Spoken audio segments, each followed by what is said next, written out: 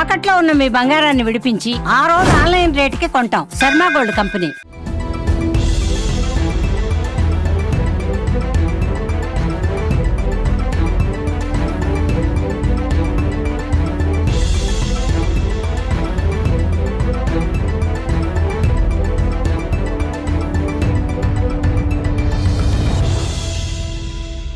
తిరుపతికి సమీపంలో తిరుచానూరు పంచాయతీ వద్ద ఒక దేవత విగ్రహాలకు సంబంధించినటువంటి ఆనవాళ్ళు మనం స్వర్ణముఖి నది వద్ద చూడొచ్చు. అయితే దీనికి సమీపంలో ఉన్నటువంటి వారాహి అమ్మవారి ఆలయం ఉండేది. అయితే కొంతమంది ల్యాండ్ కబ్జాకి పాల్పడినటువంటి నేపథ్యంలోనే ఆ విగ్రహాలన్నీ కూడా రాత్రికి రాత్రి ఈ ఒక స్వర్ణముఖి నదిలో కలిపేశారంటూ భక్తులంతా కూడా ఆందోళన వ్యక్తం చేస్తున్నారు. మనం చూడొచ్చు ఏదైతే గుడికి సంబంధించినటువంటి ఆనవాళ్ళంతా కూడా ఇక్కడ మనకు కనిపిస్తూ ఉంది. అంటే ఇక్కడ నుంచి దాదాపు ఒక 100 మీటర్ల దూరంలోనే ఆలయం ఉంది.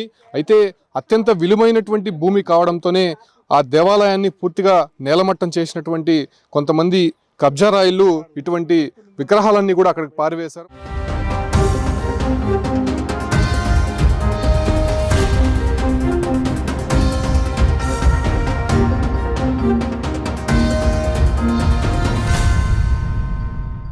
మనం అక్కడ చూడొచ్చు వారాహి అమ్మవారి విగ్రహానికి సంబంధించినటువంటి చేతులు అవన్నీ కూడా నరికివేసినటువంటి పరిస్థితి చూడొచ్చు.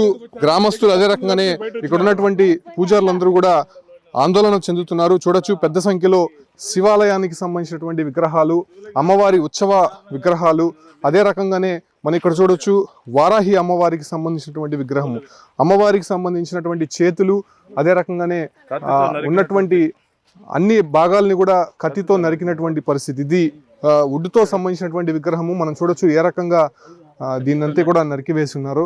అయితే ఇక్కడ నుంచి తీసుకొని వచ్చి ఈ ఉన్నటువంటి చిన్న గుంటలో వేసేసినటువంటి పరిస్థితి. అయితే ఇక్కడ ఉన్నటువంటి ఆనవాళ్ళు గుర్తించి వాళ్ళు జేసీపీతో లోడినటువంటి పరిస్థితుల్లో ఇవన్నీ కూడా బయటకు వచ్చినట్టయితే స్పష్టంగా తెలుస్తుంది. అయితే ఇక్కడ చూడొచ్చు ఆలయానికి సంబంధించినటువంటి అన్ని ఆనవాళ్ళు కూడా మనకు కనిపిస్తూ ఉన్నాయి. అయితే ఒక దేవాలయంలో ఎటువంటి వస్తువులు ఉంటాయో అవన్నీ కూడా ఇక్కడ ప్రత్యక్షంగా మనం చూడొచ్చు.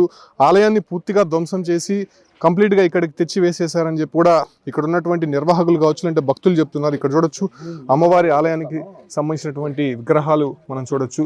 శివాలయానికి సంబంధించినటువంటి విగ్రహం, శివుడి విగ్రహం ఏ రకంగా ఇలా స్వర్ణముఖి నదిలో పారివేశారో మనం చూడొచ్చు. అసలు ఎవరు ఇలాంటి పనులకు పాల్పడ్డారు? దాదాపు కొన్ని రోజుల నుంచి కూడా ఆ ఒక్క టెంపుల్కి సంబంధించినటువంటి ల్యాండ్ని, అంటే అది గవర్నమెంట్ ల్యాండ్ అయినప్పటికీ కూడా దాన్ని కబ్జా చేయడానికి కొంతమంది ప్రయత్నిస్తున్నారనే వాదన అయితే వినిపిస్తుంది. అసలు వాస్తవంగా ఏం జరిగిందో ఆలయ ధర్మకర్త ఉన్నారా, ఆయనతో మాట్లాడదాం. స్వామి, ఏం జరిగింది అసలు? ఆలయం ఎప్పటి నుంచి ఉంది అక్కడ? జై వారాహి, నమో వారాహి. గత 5 సంవత్సరాలుగా నేను వారాహి ఉపాసకుడుగా ఈ స్థలంలో వారాహి ఆలయాన్ని నిర్మించుకొని సంవత్సరానికి ఉండేటువంటి 4 నవరాత్రుల్ని అమ్మవారికి విశేషంగా పూజలు చేసుకుంటూ భక్తులకి దర్శనమిస్తూ అమ్మవారు ఇది చేసేది.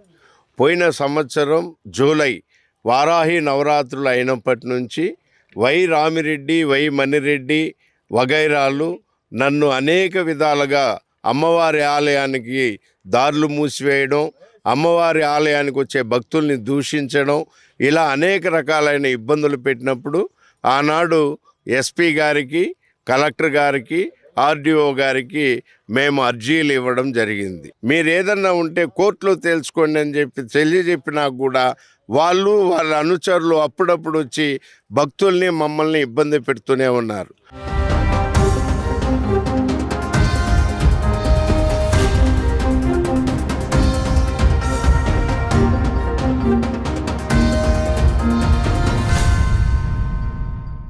ఒకటి ఎన్ని విగ్రహాలు ఉండేది?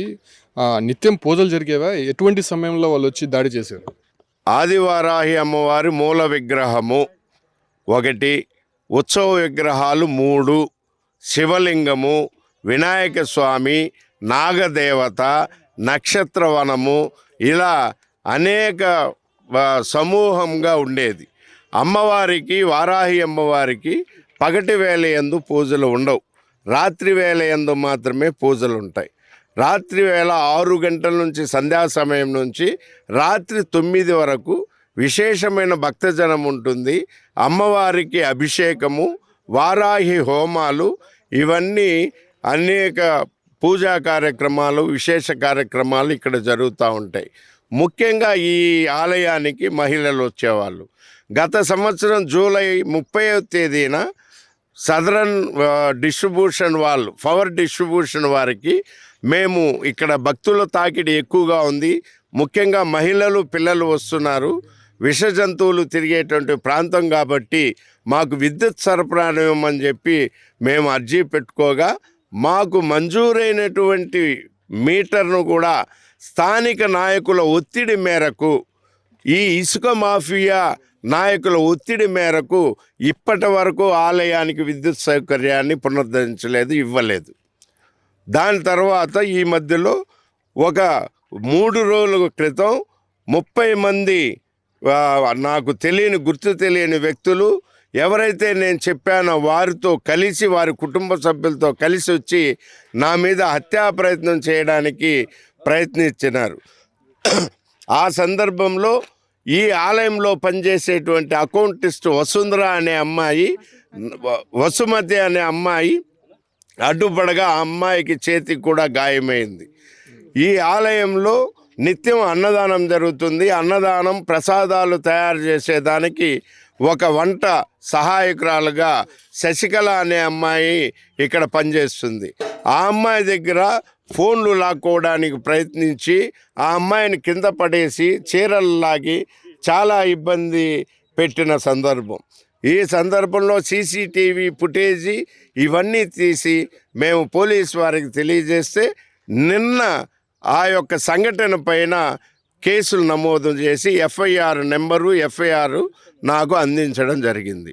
నిన్న రాత్రి పౌర్ణమి గడియలు ప్రారంభమై సాయంత్రం పూట రాత్రి వేళ యందు పౌర్ణమి ఎప్పుడు ఉంటుందో అప్పుడు అమ్మవారికి విశేషమైన పూజలు చేయడం ఆనవాయితీ కాబట్టి నిన్న సాయంత్రం మంగళవారం అభిషేకము, అమ్మవారికి పౌర్ణమి విశేషమైన అభిషేకాలు, పూజలు చేసి 9 గంటలకు అమ్మవారికి మంగళహారతి పలికి మేము మా ఇండ్లకు చేరుకున్నాం. ఉదయం 7 గంటలకి ఆలయం తెరవడానికి వస్తే ఆలయం మచ్చుకైనా లేదు. మేము ఆలయం కనపడలేదు, ఆలయాన్ని ధ్వంసం చేశారు, నేలమట్టం చేశారని చెప్పి ఆవేదనతో మా అమ్మవారు కనపడలేదని ఎక్కడెక్కడో చుట్టూ వెతుకుతున్నాం, అమ్మవారు కనపడలేదు. ఆఖరికి మీడియా మిత్రులు అందరూ, బజరంగ దళ వాళ్ళు, వివిధ హిందూ సంఘాలకు సంబంధించిన వాళ్ళు వస్తే ఇక్కడ ఈ గుంటలో చూస్తే జేసీబీ పెట్టి చూస్తే అమ్మవారి విగ్రహాలు, బలిపీఠాలు అన్నీ అస్తవ్యస్తంగా ఇదైపోయి, త్రిశూలాలు, బీరువాలో ఉండేటువంటి విలువైన వస్తువులు. ఈ రాష్ట్ర ముఖ్యమంత్రి నారా చంద్రబాబు నాయుడు మేనకోడలు సుచరిత మేడం గారు అమ్మవారికి నిత్యం వెండి చెంబుతో అభిషేకం చేయమని వెండి చెంబు బహుకరిస్తే ఆ చెంబు కనపడలేదు. అమ్మవారికి మంగళసూత్రం బహుకరించింది ఆ తల్లి సుచరిత మేడం, చంద్రబాబు నాయుడు ముఖ్యమంత్రి గారి మేనకోడలు. ఆ తాలిబొట్టు బంగారు కనపడలేదు, విలువైన వస్తువులు కనపడలేదు. మొన్న నా మీద దాడి చేసినప్పుడు నా యొక్క బ్యాగ్ను, క్యాష్ బ్యాగ్ను పెరుక్కొని నేను అరుస్తూనే ఉన్నా, అందులో డబ్బులున్నాయని వాళ్ళు ఇవ్వలేదు. ఆఖరికి పోలీసు వారు వచ్చిన తర్వాత తీసిస్తే అందులో డబ్బే లేదు. 57,200 రూపాయలు డబ్బులు కనపడలేదు. దాని మీద కూడా మేము ఫిర్యాదు చేయడం జరిగింది. పోలీసు వారికి మేము ఫిర్యాదు చేసి మా ఆవేదన తెలియజేసినప్పటికీ వారు ఫిర్యాదు చేసిన మరుసటి రోజే, అదే రోజు రాత్రి ఈ ఆలయాన్ని కూల్చివేసి ధ్వంసం చేసినారంటే వాళ్ళు ఎంత అహంకారంతో అమ్మవారి విగ్రహాన్ని కత్తులతో నరికి ఉన్నారు. వారాహి అమ్మవారు వరాలిచ్చే తల్లి, అటువంటి తల్లినే ఇంతటి క్షోభకు గురి చేశారంటే వారెవ్వరిని రక్షించలేరు.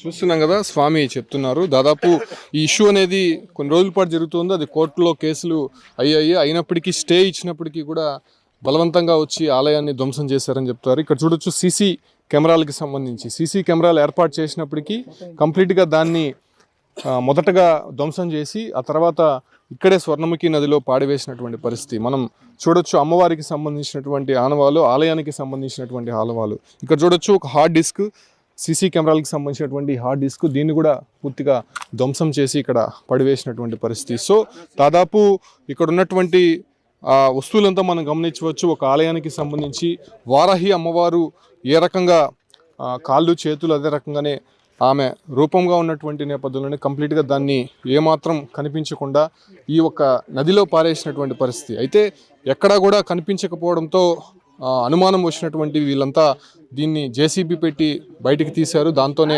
వారాహి అమ్మవారికి సంబంధించినటువంటి ఆనవాలు, అదే రకంగానే మిగతా ఆలయానికి సంబంధించినటువంటి దేవతా విగ్రహాలకు సంబంధించినటువంటి ఆనవాలన్నీ కూడా మనం చూస్తూ ఉన్నాము. సో ఈ రకంగా ఒక్కసారిగా ఆలయాన్ని ధ్వంసం చేయడమే కాకుండా కంప్లీట్గా దేవతా విగ్రహాలని ఈ రకంగా ధ్వంసం చేయడం కంప్లీట్గా వీళ్ళు వ్యతిరేకిస్తున్నారు. ఎంతో అపురూపంగా భావించేటువంటి ఈ ఆలయానికి సంబంధించి ఎవరు చేశారు, ఎవరు చేసి ఉంటారు అనే దానిపైన కూడా ఇప్పటికే అన్ని ఆధారాలు వాళ్ళ దగ్గర ఉన్నాయి కాబట్టి దానిపైన కంప్లైంట్ ఇచ్చేటువంటి అవకాశం కూడా కనిపిస్తోంది. చూడొచ్చు వారాహి అమ్మవారికి సంబంధించిన ఉత్సవమూర్తులు అంటారు. సో వీటిని కూడా పూర్తిగా ఇక్కడ నీళ్ళల్లో వేసినటువంటి పరిస్థితి. మీరు ఇక్కడే ఉంటారమ్మా? అదే అండి టెంపుల్. ఏం జరిగిందమ్మా అసలు? రాత్రి పడేశారని చెప్తున్నారు. అవునండి, రాత్రి 1 గంట వరకు మేము సీసీ ఆన్ చేసుకొని చూస్తా ఉన్నాము. 1 గంటకి పనిచేయడం మానేసింది మా సీసీ. మేము మామూలుగా రీఛార్జ్ అయిపోయిందేమో అని మార్నింగ్ లేసి రీఛార్జ్ చేసి ఓపెన్ చేసి చూసాము 6 అంతా. అప్పటికి ఓపెన్ కాలేదు. అంతలోపల మాకు పనిచేసే వాళ్ళు వచ్చింది, వాళ్ళు ఫోన్ చేస్తారు ఇట్లా నేలమట్టం అయిపోయింది అనేసి. మేము వచ్చే కొందకి మొత్తం ఇక్కడ వచ్చి చూసాము. ఇది పరిస్థితి అండి. ఇది మా అమ్మవారిని చూడండి ఒకసారి ఎట్లుంది. 5-6 సంవత్సరాలుగా ఎంత విగ్రహానికి ఎట్లా ఇది చేసుకున్నాము, ఎన్ని పూజలు జరిపించుకునేది ఈమె, చేతులు లేకుండా ఈరోజు ఇలా ఉందండి. ఏంటి దేవతా విగ్రహాలని ఈ రకంగా చేసింది ఎవరు చేసి ఉంటారు? అందరికీ తెలుసండి, ఇది ఓపెన్ సీక్రెట్. ఎవరు ఏమనే ఇదేం లేదు. ఇక్కడ కిషోర్ రెడ్డి అనేసి లోకల్ నాయకుడు, నాని గారి అనుచరుడు అండి. వాళ్ళు తప్ప ఇంకెవరు చేసేది వీలు లేదండి. వాళ్ళే ముందు వెనకుండి నడిపిస్తూ ఉన్నారండి ఇదంతా. మాకు న్యాయం జరగాలి. మా అమ్మవారిని ఎలా ఉండేది గుడి అలాగే ఏ వస్తువు చిన్న ముక్క కూడా వదులుకోం మేము. అలాగే జరిపించాలండి, గుడి కట్టించాలి వాళ్ళ చేతులతోనే. మేము ఎట్లా ఎంతవరకు చూడొచ్చు వారాహి అమ్మవారికి సంబంధించినటువంటి విగ్రహము. ఇది ఏ రకంగా చేతులు నరికివేసి ఉన్నారో చూడొచ్చు. అసలు విగ్రహం ముందున్నటువంటి రూపం ఇప్పుడు అసలు కనిపించట్లేదు. ఈ విగ్రహాన్ని ఇక్కడికి తెచ్చి పారేసినటువంటి పరిస్థితి. సో ఇష్యూ తిరుచానూరు పంచాయతీలో చోటు చేస్తుంది కాబట్టి ప్రస్తుతం పోలీసులకి ఫిర్యాదు చేయడానికి ఇక్కడ నుంచి వీళ్ళు కూడా వెళ్తున్నారు. అయితే అనేక సందర్భాల్లో పోలీసులకి ఫిర్యాదు చేసినా పట్టించుకోలేదు. లోకల్గా ఉన్నటువంటి నాయకులు ఆ ఒక్క భూమిని కబ్జా చేయడానికి ఇలా దేవతా విగ్రహాలని ధ్వంసం చేయడమే కాకుండా తీసుకొని వచ్చి స్వర్ణముఖి నదిలో పారవేసినటువంటి పరిస్థితి. ఈ ఘటనతో ఒక్కసారిగా ఇక్కడ ఉన్నటువంటి భక్తులు కావచ్చు, అంటే ఆలయ ధర్మకర్తలంతా కూడా ఇక్కడ ఆవేదన వ్యక్తం చేసినటువంటి పరిస్థితి కనిపిస్తుంది.